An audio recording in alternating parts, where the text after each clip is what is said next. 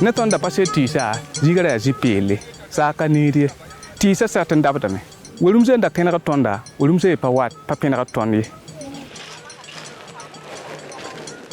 Avant le projet, en tout cas, on piétinait. Notre Soumala, on avait des mortiers et des pilons. Quand on voulait faire la production du Soumala, c'était artisanal. Et même pour le beurre de karité, on faisait ça à la main. On concassait les amandes là à la main. Donc, on se débrouillait comme ça pour scolariser nos enfants.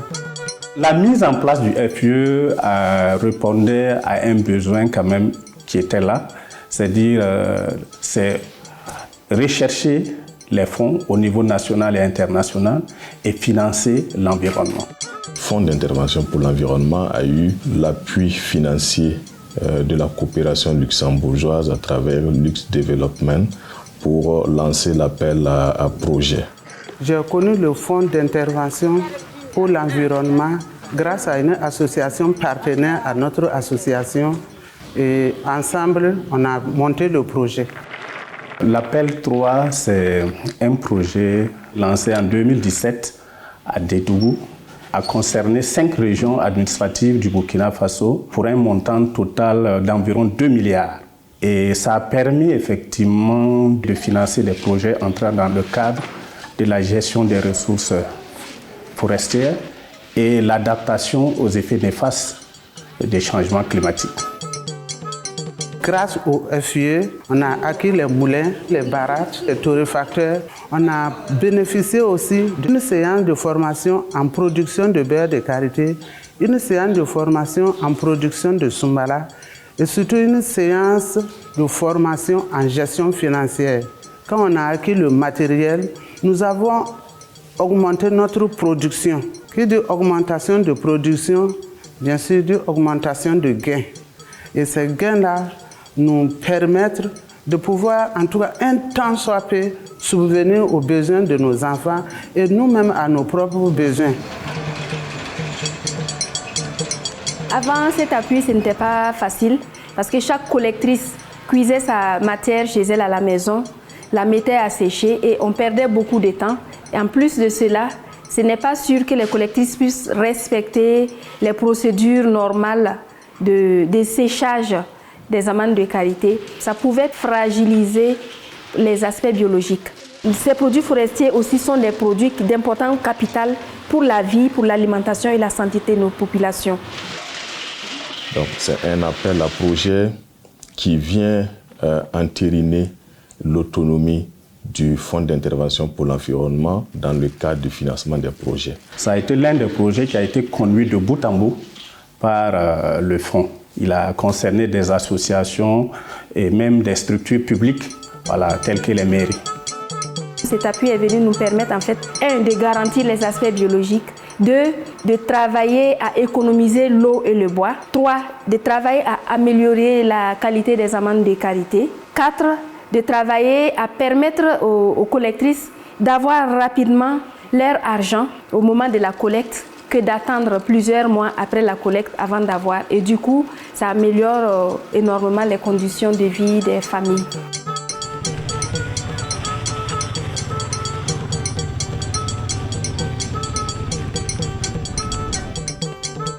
C'est bien vrai qu'on avait déjà le siège, le matériel était vraiment insuffisant et ce n'était pas des matériels adéquats pour en tout cas la transformation si réellement on veut bien travailler. On battait le beurre de karité à la main et c'est très fatigant, ça donne des maux de dos.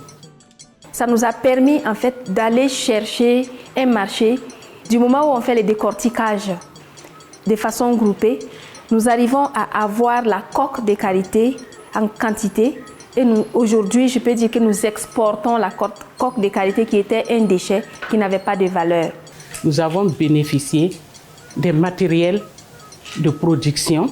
Nous avons des barâtres, et des concasseurs, des torréfacteurs, des mixeurs électriques, la table à découpage et aussi des renforcements de capacité. Nous avons fait des tournées de sensibilisation dans les villages en ce qui concerne la coupe abusive du bois de karité. Tira aya nyodo aya ribo ayema ya team sen type nisala tɩ sã n ka ninsaal kabe a takda saagame leb n kõ tõndo tɩ tõnd paad rɩɩbo a yaa arzɛka n kõ tõnd. Donc, les porteurs de projets ont pu soumissionner, donc les offres ont été retenues. Maintenant, pour les questions de transparence, nous avons en son temps mobilisé 5 experts qui ont pu travailler pour sélectionner les projets dans chaque sous-guichet. 197 projets ont été retenus. Ne fie wã tõnd paama sõngre tõnd paama ligdu sẽn ta million yopoe la zaka n tõog n da tɩɩse ne teedo ne bãngre sẽn na tõog n kogled weooga. Le suivi des projets, nous l'avons agencé à 2 étapes. Il y a une première étape au niveau des régions, on appelle ça suivi régulier, c'est-à-dire les DR qui sont sur le terrain suivent les promoteurs là pour les appuyer, les conseils, etc. Et après cela, le niveau central aussi suit les DR et suit les projets. On appelle ça suivi contrôle ou supervision des activités. Tɩɩsa selba loore tõnd sẽn paam tekre tõnd zoe yãmb tɩ moog yitame tɩɩsa yaa sõma wʋrumsã me sẽn da zãada wʋrumsã pẽnegda tõndo tõnd yãta wʋrumsã sẽn pẽnegd tõndo saaga niime tõnd n gesame sẽnga tɩɩsa sẽn yãs woto wã yaa wa kagla lebg n paasdame. Nous avons aménagé des forêts et qui dit aménagement forestier parle beaucoup de régénération de la végétation et on peut dire qu'on a contribué à séquestrer le carbone. Donc en fait, pour ce qui concerne cette étape, ça a été vraiment, on a eu vraiment des résultats et qui nous rassurent que pour la durabilité, on aura quand même des projets qui vont aller très loin. Ici à Boromo, il y a des femmes qui sont là, elles font le beurre de karité, mais il n'y a pas beaucoup de moulins. Par les prestations de services, nous pouvons pérenniser notre projet.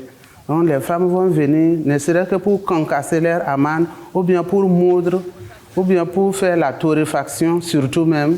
Parce qu'avant, beaucoup de femmes font le beurre là, à la main. Et pour le Sumbala, en tout cas, nous avons des marmites, nous avons du matériel. Donc nous allons bien utiliser ce matériel-là, bien conserver, pour pérenniser le projet. Déjà, c'est opérationnel partout. Chaque année, depuis l'acquisition de ce matériel, nous amenons ces matériels sur les sites de collecte déjà. Avec le FIE, moi je peux dire que c'est un spécimen. Nous avons eu le temps de les utiliser, de voir si c'est bien ou si c'est pas bien. Et nous avons constaté effectivement que tout le matériel que nous avons acquis est important pour le travail et ça apporte beaucoup pour le travail. L'entreprise est en train de travailler pour reproduire le même matériel pour permettre aux autres femmes de bénéficier de cela et puis de nous permettre d'avoir des bonnes matières. Nous avons pu créer des emplois verts et ça a contribué également à l'autonomisation des femmes. Ça permet aujourd'hui de dire que l'aspect genre a été aussi un élément fondamental dans le processus de mise en œuvre de l'appel 3. Je voudrais en tout cas saluer tous ces acteurs qui, dans la mise en œuvre des différents projets, ont contribué à renforcer les capacités, la résilience des populations en matière d'adaptation au changement climatique. En tout cas, avec le projet, il y a eu un grand changement. Même si nous faisons 10 moules par jour, là, rapidement, on a fini de découper. Et on a eu beaucoup de moules, donc qui nous permettent de produire en quantité. Je peux dire qu'on gagne 10 fois plus que ce qu'on gagnait auparavant. Tõnd na n pʋʋsa fɩ barak pʋʋsg a sẽn sõng tõndo tɩ tõnd tõog n zaadr weooga t'a na n sõng tõnda la sõng tõnd koaam n sõng tõnd yagensã yĩnga tõnd kotbame tɩ b kell n yãagdo tɩ tõnd me tõog n tʋmd pãn-tõog tɛka n wa sõngd poorẽ dãmba. Présentement, il y a beaucoup de sociétés coopératives qui veulent se joindre à nous. En tout cas, c'est vrai que nous aussi, on gagne un peu, mais c'est mieux aussi de partager avec les autres. Donc, nous formons les femmes dans la transformation des produits de qualité. À Houndé, ici, on a formé plus de 10 associations. Et aussi, hors de Houndé, dans toutes les communes, il n'y a pas cette commune-là qu'on n'a pas formé les femmes. Grandement merci au fonds d'intervention pour l'environnement, pour le soutien inestimable.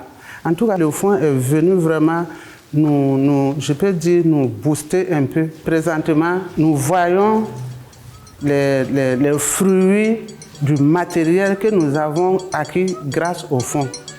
Remercier en fait le fonds parce qu'aujourd'hui, notre entreprise a fait partie des premières entreprises en tant que société légalement constituée à bénéficier d'un fonds, tout en sachant que le bénéfice de ce fonds-là va à l'endroit des Burkinabés.